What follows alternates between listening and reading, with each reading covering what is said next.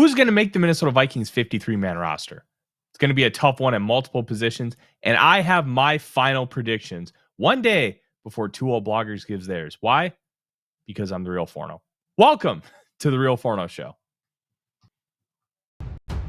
Ladies and gentlemen, welcome to the Real Forno Show, hosted by the one and only Tyler Forness.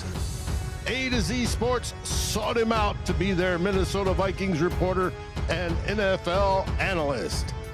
And he's a proud contributor over at SKOL North's Purple Daily. Tyler is also the captivating host of The Good, The Bad, and The Hungry on the Voices of Wrestling Podcast Network, and a founding member of Vikings First and SKOL. Okay. Welcome, ladies and gentlemen, to the Real Forno Show, sponsored by our friends at Underdog Fantasy. My name is Tyler Forness. With me, as always, is producer Dave in the top left corner, and we are not going to waste time. We are here to talk about the 53-man roster and who is projected to make it. I released my article last night right after the game talking about who are going to be my projections for the 53-man roster. And I use the word projection, but these are predictions. These aren't just, hey, we're trying to kind of see what's going on. This is what I think is going to happen. And tomorrow, you're going to get Dave and Darren's take on the 53-man roster and 2-0 Bloggers. And a couple years ago, I whipped Dave's butt, and I ended up winning because Andre Carter made the roster. Last year, he beat me in total players by either 1 or 2. I cannot remember. I think it was and 2. The year before, I don't remember who actually won, but it's a fun little friendly competition. You want to check out 2-0 Bloggers tomorrow night, Sunday. I guess not night, afternoon, 4 p.m. Central Standard Time. It should be a good day. Not the last Sunday show. Second to last Sunday show before the season starts. Yes, sir. Yes, sir. And we are going to have a little bit of fun.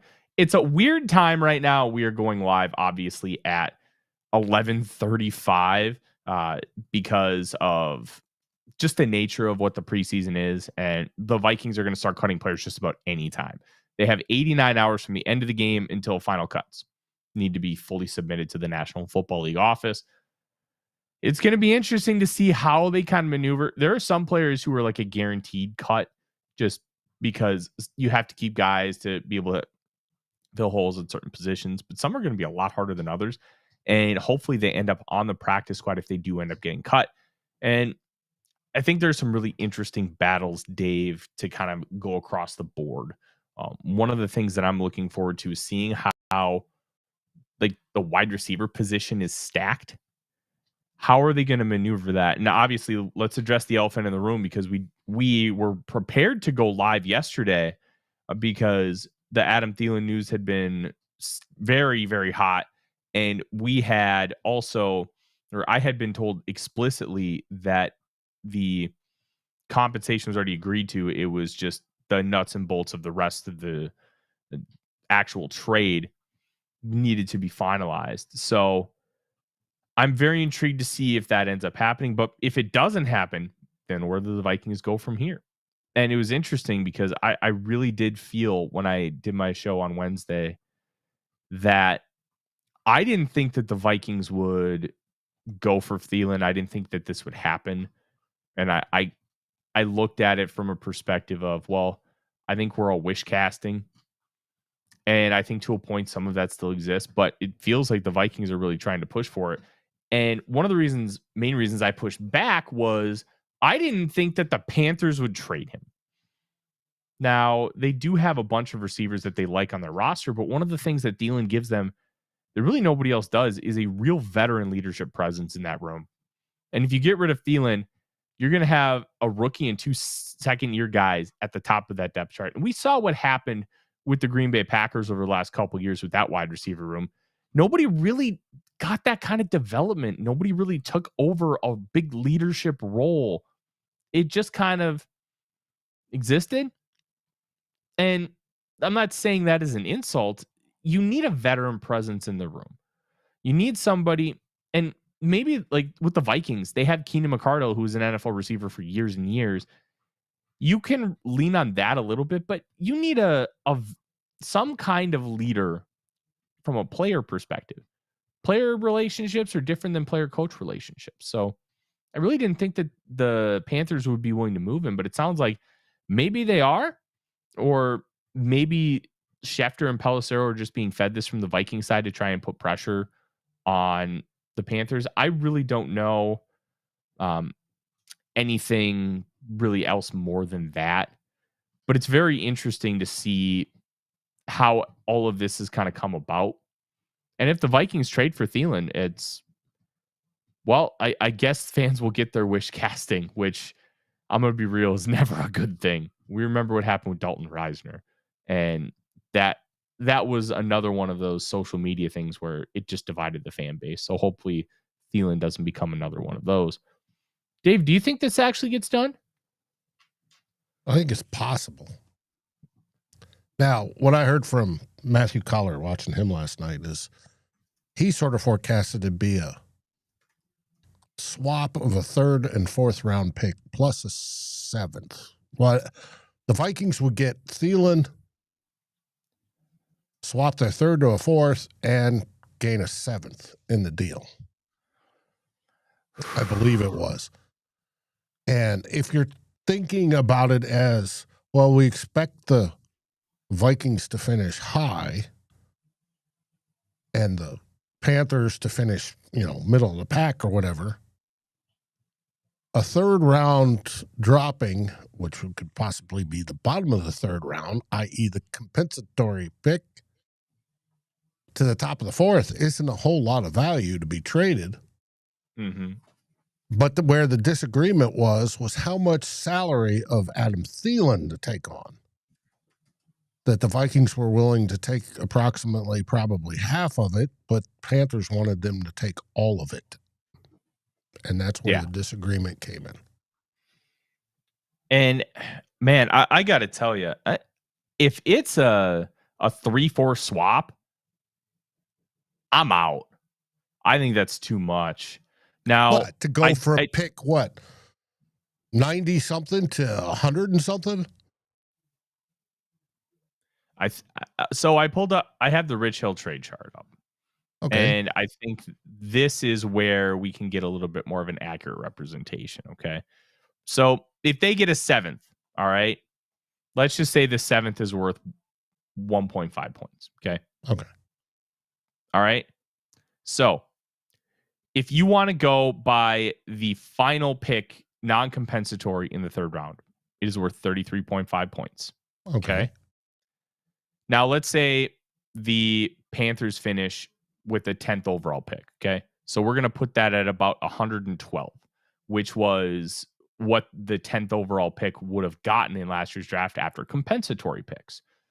That pick is worth 23.4 points. That difference is 10.1 points, which is the value of the 150th pick. So essentially, you're giving up the value of the 150th pick. And then with the 7th that you get back, 1.5 points. So that drops it to 8.5. That's only the 157th pick. So you're basically giving up the 157th pick in value for Thielen. I just don't love the idea of moving down round 3 to round 4 to make it happen. In my head, it feels like it's too much. And this is based on the assumption that the Vikings would get the 96th pick to kind of make it easy. If you want to look at... What's the 157th? What round? That'd be 5th round. That would be about 20 picks after Tyrion Ingram-Dawkins. And if we told the fans, well, we're giving up a 5th rounder to get him, would it get, that's too expensive? So I would feel a lot more comfortable with that than dropping from round 3 to round 4, because I feel like, and let's look at it from a different perspective. Let's say the Vikings make the divisional round, okay? Let's say it's pick 90. That gains 3.4 points on the Rich Hill trade chart. Now, for those that don't know, the Rich Hill trade chart is based in historical data when it comes to draft pick trades and how these picks are valued. So it is a really good baseline to use. because it's based on how teams have actually used these from a value perspective. Now, you can look at the analytical models. I think there's value to that. I don't think there's much value at all in the Jimmy Johnson chart, because the Jimmy Johnson chart was just a couple guys in a room just built it, and it has not been modified since 1989. And that was to cover when rookie contracts were through the roof. Yeah, there are a lot of teams that still use it, though, which is the frustrating thing. So if you're looking at the 90th overall pick, which is what we're doing, 90th, and like I said earlier, that was a 4.1 point jump. So 4.1 from 8.5, that's going to give you 12.6. That's going to be the Tyrion Ingram-Dawkins pick. So basically, you're giving up that kind of dart throw in this conversation. And that kind of dart throw, to me, going from 3 to 4 could mean you go from getting a starter to getting a backup. And to me, that's why I'm out on the 3 to 4 swap. Whereas if I gave up the 139th pick, I feel like, you know what, maybe that's a little high considering I might have to take on the entire contract. But there is value to it. Somebody mentioned it in the chat. It might have been Mike, that Thielen is going to come in. He already knows the offense, and there's already a camaraderie built. So there's value in that you really can't quantify with a trade compensation package. And I think that part is really interesting. But I would prefer to not move your round 3 pick, even if you're just going to a round 4, because that variable can be significant in what kind of player you get. Round 3, that guy should be a starter by the end of his rookie contract. Once you get into round 4, you're hopeful. That's kind of the general sense that I get about where those picks are. And you're talking about a 20 pick difference. That can be a huge football player. Is Thielen worth that? Your mileage is going to vary. I would prefer to do a couple of day 3 picks instead of doing the 3-4 swap. But that's just me. What's the difference in wins if we have Thielen versus not having Thielen? And that would, I think, would be the point of justifying it. I think you make a really good point. What is the difference in wins? Maybe 1? Maybe? The wins above replacement metric that multiple different people have come up with. So there's PFF has one. There's a different one with Sports Info Solutions. The idea is this player above like a generic average player will generate this many more wins. And at wide receiver, if you can have a receiver close to 1, which I believe Jefferson is, like that makes a big difference. But how is Thielen going to improve you that much? I don't really have a good answer for that. I don't know if he does. So I don't know. I don't think it's bad value to do the 3-4 swap and then also get a 7th, so you get an extra pick. But I don't like it. I think you could have found a different value perspective to make it better for you. Especially, like, what happens if the Panthers are just really good and instead of getting pick 112, you drop, like, let's say they make the playoffs and it's pick 122. So the difference between pick 90 and pick 122, Dave, is 19 points. 19 points is the 121st overall pick. That's significant. And then if you take out the 1.5, it's pick 125. It's a 4th rounder. So that's also that kind of variable. Like, I think if we're making this trade in March, it's a little bit more concrete and we can understand. But that variable kind of is kind of frustrating too, right? Like, there's also a variable, and we don't want to think about this, but this is what Kwesi Adofo-Mensah is going to think about. What if we suck? What if everything bad happens and we're bad? And then all of a sudden, instead of being the 90th overall pick, it's pick 74, the 10th pick in the round. So if you're at pick 74, that's a 50.8 point out of 1,000, which is the number one overall pick on the Rich Hill trade chart. 50.8, and let's say they're at pick 122, 18.7. That is 32.1 points difference. And that is the 98th overall pick. So that becomes more significant. And it would be really difficult for me to do that swap. Now, if the Vikings are good, the value perspective, I think, is fine. I just don't love it. Aaron talks about how there's other people that are going to get cut here on Tuesday that might fit in. Mm-hmm. And of course, we already know Kwesi's exploring other trades as well to fill the spot. But there's the value of Adam Thielen already has a relationship with J.J. McCarthy. He already knows the system. He has a relationship with the staff and the team and knows everything up here in Minnesota. If we grab somebody on Tuesday, which may happen, or Wednesday, how long is it going to take them to spin up to speed, learn the offense, get in rhythm with J.J. McCarthy? Yeah. To be effective. Is it, a week? Is it 3 weeks? Is it, half the season? What is it? We just don't know. Yeah. It's a tough one. This whole conversation about Thielen and why we're talking about it at the top of the show is because with the 53-man roster, if Thielen's going to be on it, another guy's going to be off. So it's a pertinent conversation to this entire thing. And Doug mentions that Thielen has a $2.5 million dead cap hit in 26. That would only be for the Panthers. The Vikings wouldn't have to worry about that. So we don't have to concern ourselves with the dead cap hit, which is a good thing. Now, if they have to eat the whole contract, maybe they do the signing bonus thing where they move some money around. I don't see why they would, but they could if they wanted to.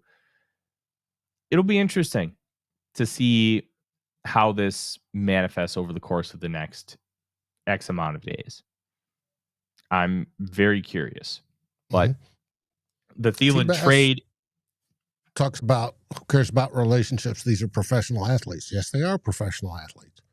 But it's also part of the fit equation. Mm-hmm. If you have a relationship, you're probably most likely a better fit. And we can take quarterbacks and say, hey, is this guy a fit for the coach? Well, the same goes for wide receivers. Yeah.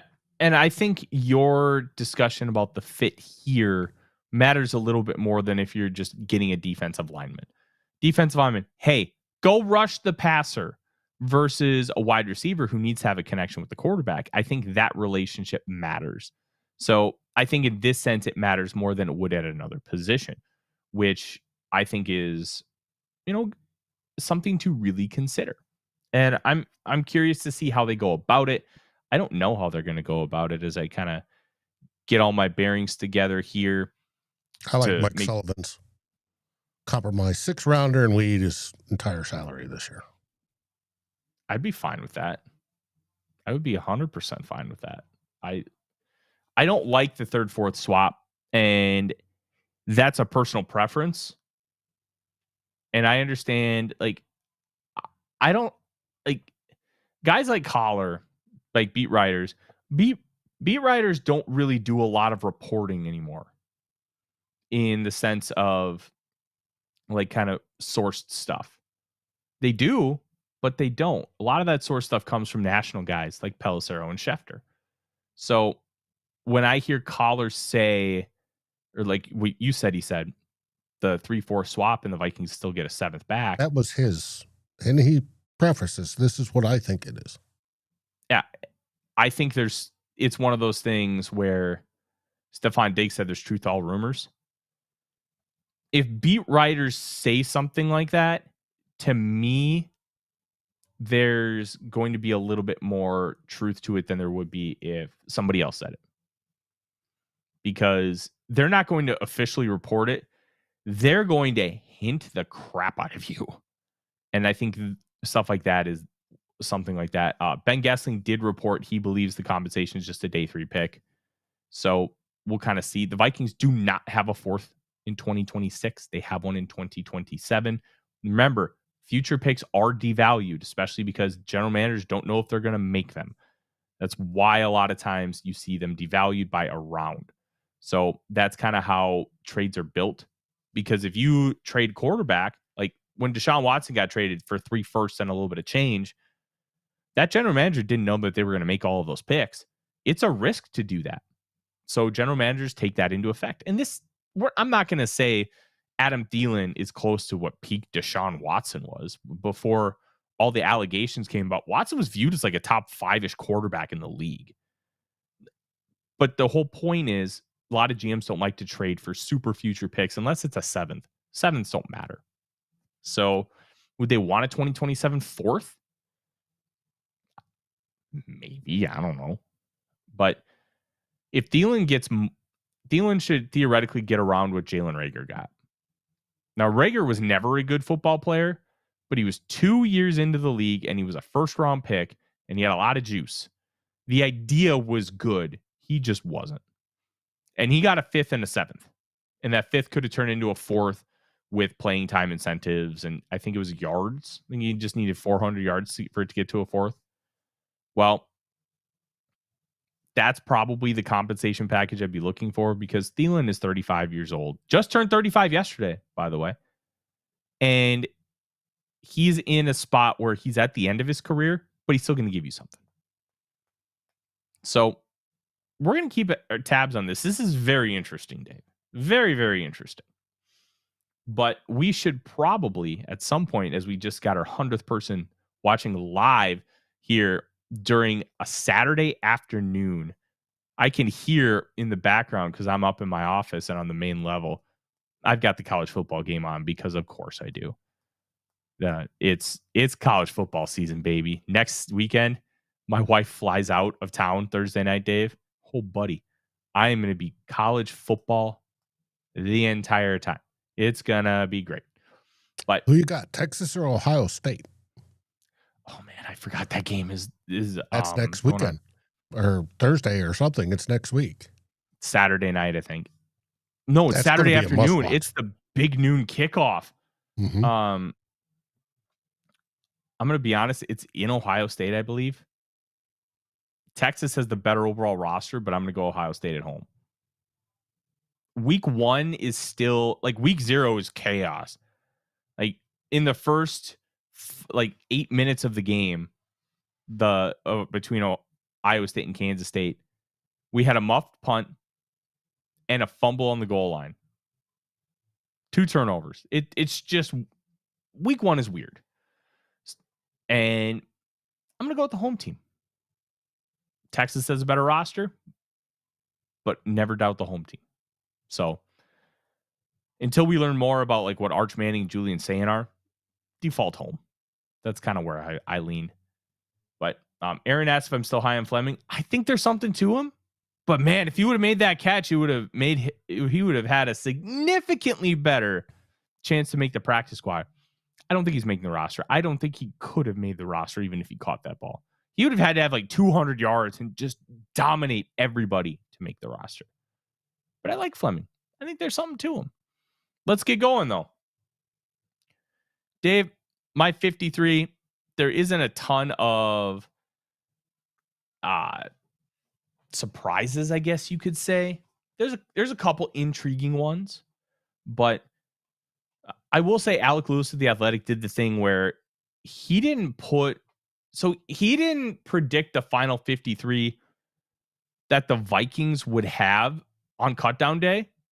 He wanted that 53 that they're going to go into week 1 with. So he has multiple open spots for other players coming in. 2 receivers and a corner, I think, were the spots. And I think he might have also done that with tight end 3. Like, I'm not doing that. I'm predicting that initial 53-man roster. When 3:01 p.m. Central hits on Tuesday, this is what the roster will be. And then we'll kind of adapt and adjust moving forward. Because they'll probably have a player or two, like they do every year, come in that was not on the training camp roster. That's happened every year. Or 3 or 4, maybe this year. Mm-hmm. Because there are spots where that could happen. Oh, 100%. Start with the first one. We'll see how that ends up manifesting. Quarterback, I have 3. JJ McCarthy, Sam Howell, Max Brosmer. I don't think Brett Rypien has done anything to make this team. I think he should be on the practice squad because he's kind of like an extra coach, and that's a good thing to have with a guy like McCarthy. I don't think Rypien is bad from a mental processing standpoint. I just don't think he has the juice to be able to play the position. Kind of like what Kevin O'Connell was. Mm-hmm. O'Connell, everything up here, everything with his legs, arm couldn't cash. And sometimes that just happens. Arm strength is such a weird thing. I was trying to describe it to my wife yesterday, Dave. Mm-hmm. You don't want to be bulky. And bulky is like where the strength comes from. But if you get too bulky, you lose the flexibility of your arm and you can't adapt arm angles and you can't do a lot of things. So it's a very interesting thing, arm strength, because you don't want to be too bulky. So it's really hard to I want to talk to a quarterback's coach about this, or like a quarterback trainer. How do you build arm strength? Because I think that in itself is a difficult one. You can generate a certain amount from your base, your legs. But after that, how do you build up the actual arm? I think it's a fascinating discussion. Without being detrimental. Yeah, that's the problem. Because anybody can, think about it. When it comes to weight, anybody can gain weight. Dave, if you and I went to the state fair tomorrow, we could easily eat 10,000 calories. Is any of that going to be good weight? No. Hell no. And that's one of the problems. When golf went to lifting weights, Tiger was one of the first ones that got made it sort of public. And it was some golfers where they would lift weights, get bulky, and then they lost it. They couldn't, maintain the level they were at. So they have to learn what sort of physical exercise via weightlifting, strengthening works. And that's been going on now for 2 decades-ish. And because you can bulk up yourself for the golf, out of the PGA. Yeah. Doesn't matter that you can hit a 350-yard drive if it goes right or left every time, Yeah, there's something to it. Now, for quarterback, I've seen some projections where Sam Howell might get released. And looks, and the whole idea, he may make the roster on Tuesday to see what comes out and gets released, and then the Vikings may release him shortly there afterwards to grab Pickett or somebody like that. That could be interesting. Honestly, I think Howell's fine. He's a backup. He's cheap. Who cares? You know what I mean? If the backup has to play a super significant amount of time, does it really matter if it's Sam Howell or Kenny Pickett? It's just that he was so bad. He just, I don't know. He was really good against the Texans. He was great against the Texans. So one game. Yeah, you have one great game, a couple practices. Yeah, one great game, one bad game. I don't know, Dave. Sounds like a backup quarterback to me. You know what I mean? He's kind of got that Baker Mayfield thing to him where he's just, once the bright lights hit, he just has a different mentality and it's just a little better. I'm not saying that's right or wrong. I'm saying that's okay. A Sloterism. Sloter just couldn't, he didn't want to run the plays. He just kind of freeballed too much. That's why he didn't make the team. Hey, we got another thumbs down. Thank you for the interaction. Oh, who gave us the thumbs down? No, that's sad. Oh, well. All right. So Brosmer, Howell, and McCarthy. Yeah, Alec Lewis is the one who didn't have Howell making the team, which I found very interesting. If you really want to keep another guy, if you have an Elijah Williams that you just can't find a way to fit on this team, Howell would be the guy to get rid of. I don't think I could get rid of Max Brosmer at this point. I really don't. He's done too much. Running back, I've got 4. Aaron Jones, Jordan Mason, Zavier Scott, and CJ Ham. The interesting thing about Ty Chandler, and I don't think his absence from the game meant that he had a spot locked down. I think the absence from the game meant we already know all we need to know about you. We want to learn a little more about Zavier Scott and then help that form our decision. So will that end up making a difference from a positive lens? I don't know. But it's semi-noteworthy that he didn't play. Also, I don't think it means anything. But Trey Stewart, I thought he could come in and ball out. He didn't. Xavier Valade, I thought he actually played pretty well last night. He looked like one of the better running backs on the field, seeing things well, hitting holes, and running through arm tackles. I thought he was good. Maybe he earned a practice squad spot from this, but he's probably just going to get cut. So running back, I don't really see anything crazy. Wide receiver is where I think the most intrigue lies. So Jordan Addison is going to go on the suspend list. I believe, based on reading NFL communication on this, he has to stay on the initial 53-man roster before being placed on the suspended list. It's like the IR thing. So if there's a veteran that be like, hey, we're going to cut you, but we're going to sign you immediately once we can get Jordan Addison on, I think you do that instead of exposing a player to waivers. The problem is, do you have anybody that you can do that with? I don't know. That's where if you wanted to keep Rypien, be like, hey, we're going to cut you officially, but then we're going to just re-sign you on Wednesday. That's our plan because we need to get Jordan Addison on the suspended list. You'd be like, okay, procedural stuff. Sounds good. I mean, it still kind of sucks because you're in limbo just waiting to get that next contract and be able to come back. And anything can happen. It's just like Big Brother. Expect the unexpected. So, Aaron asked about Deshaun Jones. I don't have Jones making the roster, and that was a tough cut for me. So the 5 roster guys I have are Justin Jefferson, Jalen Nailor, Ty Felton, Lucky Jackson, and Myles Price. Because I think even though he kind of bobbled the one catch, the big thing is you have to catch the football. I think he'll be fine catching the football. He just needs a few more reps to do so. But the return skills have been real nice. He's had a couple 20-plus yard punt returns, the 81-yarder, the kick return last week against the Patriots. Those are pretty hard to find. So the fact that you're able to get that kind of production is good. I also think he can be an okay-ish like wide receiver 5 on the team. Interesting thing that I noticed when I was looking around the landscape, Tim Jones made the 53 for both Alec Lewis and Kevin Seifert. And Lucky Jackson didn't make it for either. I don't get that because I thought Tim Jones had a terrible preseason, and in camp he was very up and down. You can't have 3 special teams penalties in your first 6 quarters. You just can't do that. So Tim Jones does have $500,000 guaranteed, but I don't know. I don't think he did enough to make this roster. We'll see. This is an interesting one because I wanted to keep Deshaun Jones. I had no room. So I think he's a practice squad guy that gets elevated.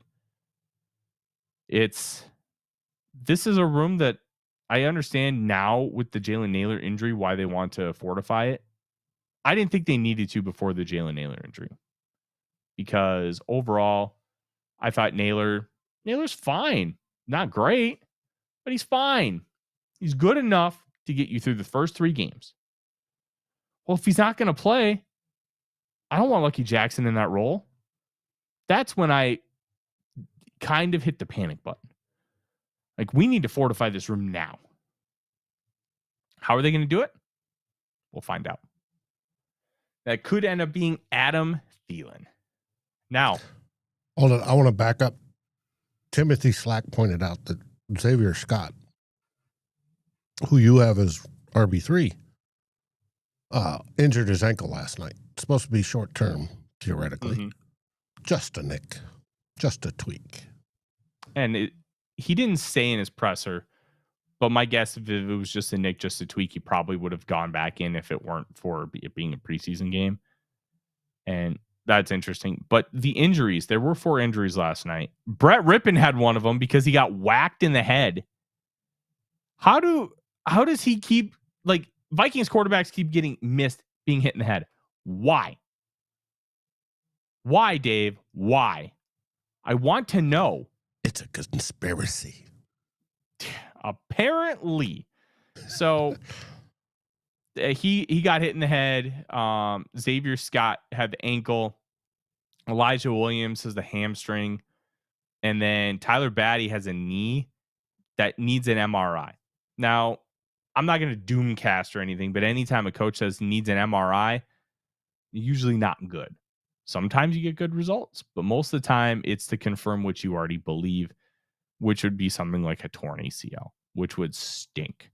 It also mean Batty goes on season-ending injured reserve, but Batty gets that full game check, which is good. And then he'll get to rehab and come back next year. I didn't think he was making the roster anyway. I thought he was a prime practice squad candidate, which an older one. Yes. Yeah, 26. It was weird. He was strong as an ox in college, but that strength hasn't translated 1-to-1 yet in the NFL, which understandable. The NFL's I don't know if you know this, Dave. They're a little stronger than college. A little bit. Just a little bit. All right, let's move on to tight end. This was an interesting group. I have TJ Hawkinson, Josh Oliver, and Nick Vannett. And I am not confident in this one at all, but I'm going to tell you why I picked Vannett over Urasek. The last few years, they've wanted their tight end 3 to play some rotational snaps throughout the game. 5 to 15 a game. Do you want a UDFA playing those snaps? Or would you rather have a 10-year vet who can be the next Johnny Munt in Nick Vannett? That's how I made my decision. I think that they're going to want to have Vannett in there just to be a solid hand. They're going to keep Urasek. He had the best camp of all these guys, but he's also UDFA. Yeah, but he was. You were on a show with, you were on Norse Code with Arif Hassan. And I'd be curious, where did Arif have Ben Urasek on his big board? Wasn't he a draftable prospect?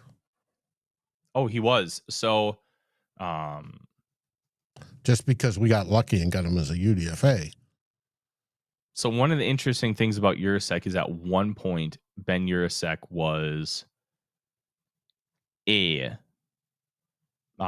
was viewed as like a potential like first round pick, like a top 50-ish kind of guy. Ben Urasek was 266th on the consensus board. So barely a UDFA based on the board. Forecasters had him 332nd. Evaluators had him 245th, which is weird because it looked like he was on trajectory, Dave, to be a dude. But tight ends are weird. George Kittle was a 5th-round pick. He's a multi-time All-Pro. Travis Kelce was a 3rd-round pick. He's a multi-time All-Pro. You can be a later pick or an undrafted guy and be a good tight end. Antonio Gates just made the Hall of Fame. Undrafted, never played college ball. That's the rarest of the rare. But Jimmy Graham didn't really play college ball either, and he was probably going to be in the Hall of Fame someday. So there's a lot of intrigue to tight end. It's kind of like the Wild West of positions where it's so hard to figure out who's actually going to be good because it takes so long. And Urasek, I think, is a guy that's worth developing.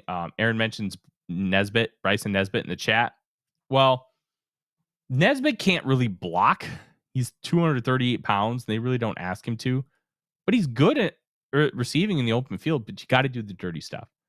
There's a willingness to do the dirty stuff, but he hasn't done it yet. So how do you value that? That's a tough one. And I think when you have a guy like Urasek and Nesbitt, I think they're just good practice squad guys. Stash them for a year and then keep one of them on next year's roster. You don't have to pressure it. You don't have to force it. If Urasek stays, won't be shocked. Won't be shocked one bit. But I think that they're going to go with Vannett because he can just be Johnny Munt. We'll see. We'll see what we select tomorrow. That's a good teaser. Offensive tackle. We're not going to spend much time on this. It's cut and dry. Christian Darrisaw, Brian O'Neill, Justin School, and Walter Rouse.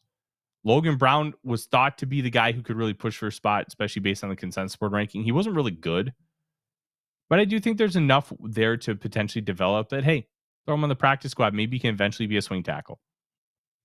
Interior offensive line. I only kept 5. I did not keep Joe Huber. I kept Will Fries, Ryan Kelly, Donovan Jackson, Blake Brandel, Michael Juergens. Huber is another one where I just think roster math keeps him off. Not his fault. He played well enough to get a spot. He just wasn't selected.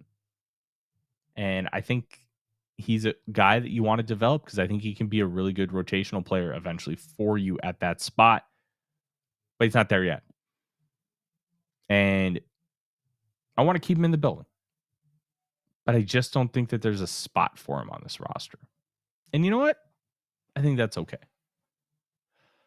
All right.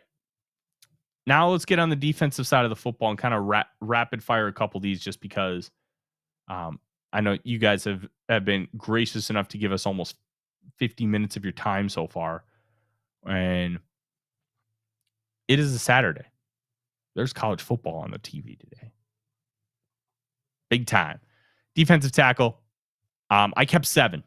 And this is where the roster math kind of eliminated guys like Jones and Huber. Jonathan Allen, Javon Hargrave, Tyrion Ingram, Dawkins, Levi Drake Rodriguez, Jalen Redmond, Elijah Williams, and Taki Taimani. I could see Taki Taimani being stashed on the practice squad and being elevated for a little bit. Elijah Williams' hamstring injury could put a wrench in this whole thing. How serious is it? Does he get T.Y. McGill? Remember T.Y. McGill had that really good preseason a few years ago, suffered like an ankle injury, and then they just put him on IR and gave him an injury settlement, and he went bye-bye. When everybody's like, I think this guy's been good enough to make the team. Does Elijah Williams get that treatment? Now, McGill was like an 8th-year player, so it was a little different. But when you suffer an injury, sometimes that can be all they need to make a decision, and that stinks. So I'm going to be keeping an eye on Elijah Williams. It does, because Elijah Williams stood out this God, he was great. preseason, in my opinion. Yeah. I loved Elijah Williams. We've talked about him extensively on this show, and for good reason. I will say Jonathan Harris had a pretty solid preseason. So did Travis Bell. Nobody was bad on this line this year. Wild to say. Nobody was the bad. Panthers need any of them? I don't think so. They're a 4-3, so they only need 4 defensive tackles, maybe a 5th. But that had crossed my mind. I'm not gonna lie. Edge rusher, this one's gonna be interesting. I think Batty probably ends up on injured reserve because of the injury. We'll see. Jonathan Gennard, Angel Van Ginkel, Dallas Turner, Gabe Murphy, Bo Richter. It would not shock me if they moved Bo Richter to linebacker and then tried to add another edge rusher. I think Richter's been fine. But would they maybe want a little bit extra depth at edge rusher? That's possible. A lot of buzz that I've been hearing from beat writers talking about Chaz Chambliss being a surprise to make the roster. I don't get it. I don't see it. But I'm guessing it would probably be for a special teams thing. Which, okay. Got an itchy nose, too. That's always extra fun. But, yeah, I didn't think Batty was making the roster before injury. So, for his wallet's sake, if he does have a season-ending injury, he's going to make nearly quadruple the money that he would have on the practice squad, which is a huge win for him. You never want to wish a guy injured, and we certainly don't. But it could be an unintended blessing for him to be able to make that kind of money because he had the unfortunate injury. Cam Gill, just a camp body, unfortunately. All right, linebackers, a quick one. Blake Cashman, Ivan Pace, Eric Wilson, Kobe King, just keeping 4. I think Austin Keys lands on the practice squad. Dave, he just looks like a linebacker. He's big. Strong. He's a good mover. He had that really nice sack in the second half yesterday. I think Austin Keys. We just talked about Cam Gill. Keys is worth keeping around. Will he ever be anything? I don't know. But I liked what I saw. Throughout the preseason. Where things get real interesting, though, is the secondary. I did keep 6 corners. Byron Murphy, Isaiah Rodgers, Mekhi Blackman, Jeff Okudah, Dwight McGlothern, Zamiah Vaughn. I think Murphy, Rodgers, and Okudah are set in stone. I don't think any of Blackman, McGlothern, and Vaughn are. I don't think that they're set in stone. I think any one of them could be gone. I would keep all 3. Vaughn's an interesting one. He did have that rough play where his cleat got caught in the grass and then he stumbled and he couldn't make the tackle on Van Jefferson, and Jefferson housed it. A simple out route from 65 yards. That sucks. It's also, okay, that's fine. It is what it is, So I'm not super concerned about that one play being this huge defining moment for him. But that's what everybody remembers. Mm-hmm. I thought he had solid First impressions and last impressions are what you need to be the best. Yeah. I agree. I would keep him, though. But I agree with you. I'm a little worried about the back end of the corner rooms. I talked to Arif about this on Norse Code, which, by the way, go listen.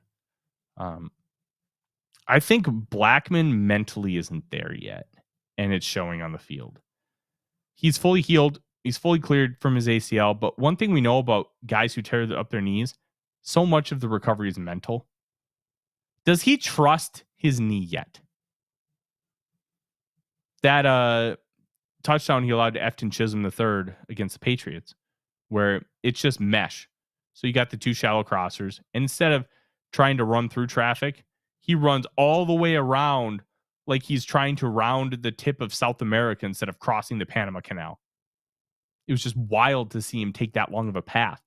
And to me, I was curious, does he just not trust his knee? And if he doesn't trust his knee, that'll come.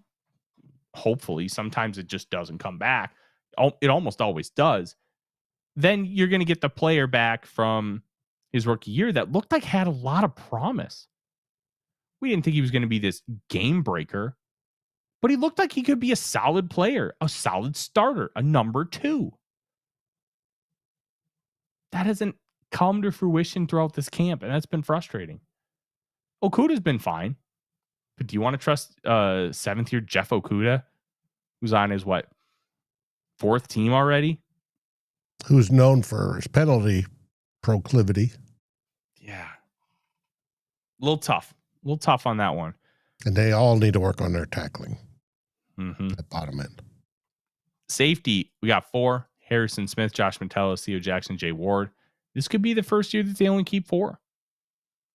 I do think they'll have 2 on the practice squad in that case.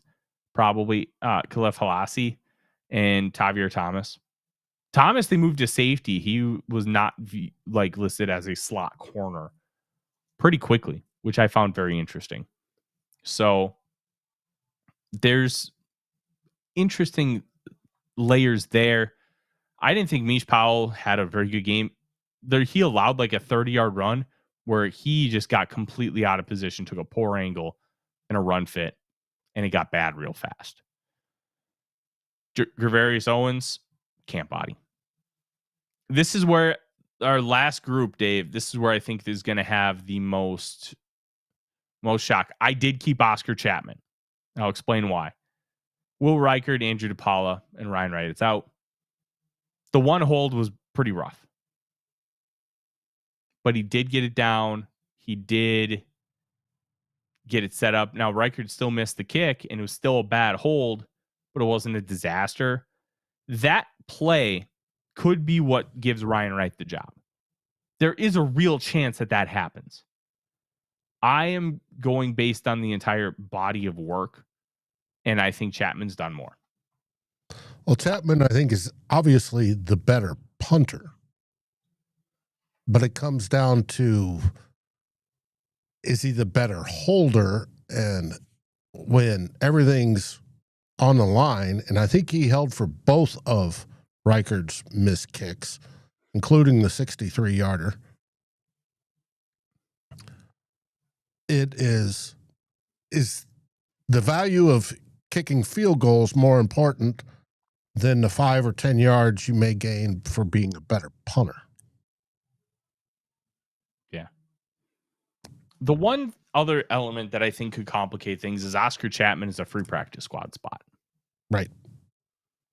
If they keep Wright, he's going to the practice squad. Unless somebody snags him. And there are worse punters in the league. Yeah. The Vikings would save about $200,000 by having Oscar Chapman as the punter over Ryan Wright. It's only $200,000, but it adds up. So that's an angle to look at too. I have no real read over the punter job.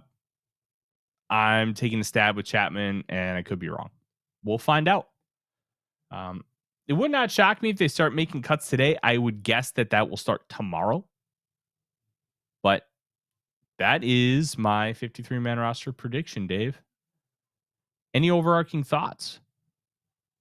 We'll find out tomorrow on Two Old Bloggers, where Darren and I at 4 o'clock will reveal ours, along with all the talk of the week that has happened, the preseason, and how we're, moving on, whether it be Harrison Phillips traded to the Jets, a possible Adam Thielen trade, who knows? But join us tomorrow at 4 o'clock Central on this same station. Vikings First and SKOL. It's never good when it's 12:30 and I'm yawning, but I didn't have caffeine this morning, so that's probably my fault. It is. We'll be back like Dave said, Sunday with Two Old Bloggers, Monday night the Real Forno Show, and then Tuesday we'll be going live after the 53-man roster is set. So pay attention for that. It could be just a few minutes. It could be about a half hour. Some of that is going to depend on when all the Vikings cuts are kind of made official and we know about them so we can have those conversations. And then if Adam Thielen gets traded, we'll go live. So be prepared for all of that. And let us know what you think in the comments. Like, subscribe, ring the bell. Don't forget about our Discord channel. We're on our Discord server. If you are a member of the YouTube channel, we got a couple people that have started linking their YouTube accounts to their Discord profiles. You get access to a couple of channels. One is you can just ask me whatever the hell you want. The other one, I will share the rumors I hear. Now, they're rumors for a reason. Nothing's concrete, but it's always good to be able to have a little extra information. And some of the stuff I share will end up turning true. Some will go by the wayside. But that's the nature of the game. And all you have to do is be a member of the YouTube channel. That's it. Mm-hmm. And we've got some great members, including T-Bass, who's on there, and he's a big reason for commenting on a big impetus. He does a lot, which is great. Mm-hmm. Just wanted to give him a shout out. Absolutely. Aaron makes a comment that Paul Krause used to hold and the backup QB used to hold. Backup QBs don't hold anymore because of Tony Romo in 2006. Like, that's why. It's good to have the punter be your holder because they're far less likely to get injured, and you don't want your potential starting quarterback to be the holder. But yeah, a lot of good stuff happening on Discord. You also get access to a nice little hub for everything that I do. I share all my articles in there in a separate channel, and every single video, Vikings First and SKOL, and I do also for the YouTube channel for A to Z Sports, flows right in there. So you'll have a hub for everything.